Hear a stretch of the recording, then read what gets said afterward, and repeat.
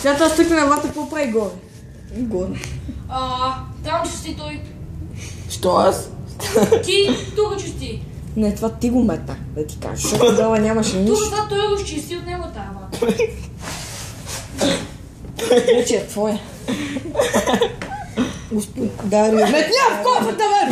Ти ще останеш, ще избия зъбите! Метня там, бе!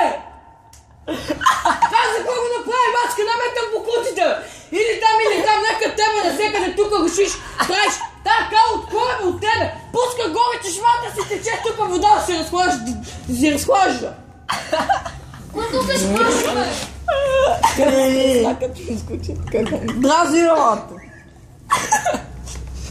Виж сега краката. Бързани вече само аз да правя неща и глупости. Прави краката. То седи и си гледа железата, качили, като е некой ти това железо ще го лапнеш, бе, брат. Качили ще посмееш да го удариш. Ще да се режи веднага, но железо ми държи. Не може сега желязо ли? Той се замущестито от тебе, ако го направиш. Железото не му помага. Той живее с 300. Ще гледаш как от хаджата, му вече в сухата ръка. Опа, чакай, как се казваш неговия квартал? Стефан Караджа. Хора него, аз съм за това. А в кой квартал? След фантастико на там се бъде Стефан Караджа или Хаджи Димитър 2. Тръпни тук. Няма сега да дигам тук. Кой ти казва, че няма да видиш?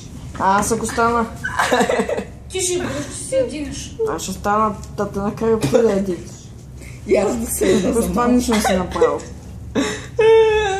Искам сега да ви покажа нещо.